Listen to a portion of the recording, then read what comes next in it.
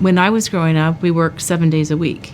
It didn't make any difference what day of the week it was, why it was a work day. My first memories of farming as a kid were driving combine. As soon as school was out, I was headed home to the farm. I grew up here, so I was born on the farm. I grew up just in the house next door. When I was growing up, we worked 7 days a week. We'd go back to school in the fall, and the teacher always wanted you to write your first paper of, what did you do this summer? I didn't have to write very much, like worked every day, and that's just the way it was. Oh, my dad got started farming when he was a senior in high school. He was renting about 150 acres and just kind of started farming from there. Ended up going into venture with some peppermint.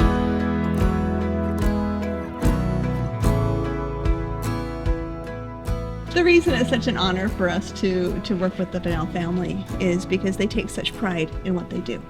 They love growing peppermint, they love harvesting peppermint. You look at this distillery, this is a state-of-the-art distillery. You won't find anything like this anywhere else in the world.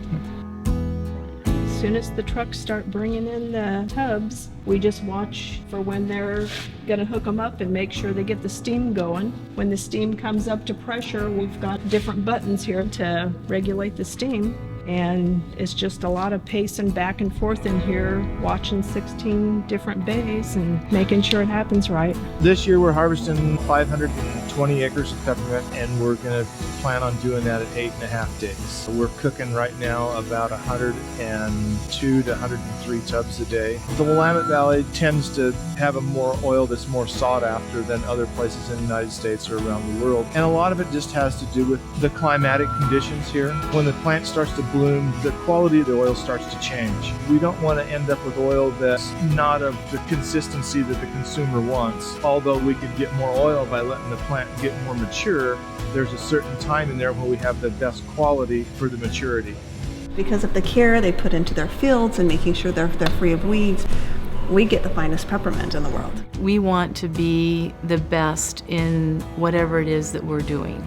So I love it when the wellness advocates come to visit our mint still. It's such a emotional experience to me to be able to talk about something that we are so passionate about, to see the impact of our efforts, of our hard work, through the stories that are then told to us. I know it means a lot to them.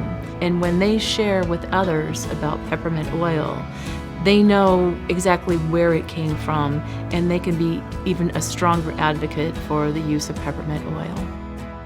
And you think, wow, we really are making a difference.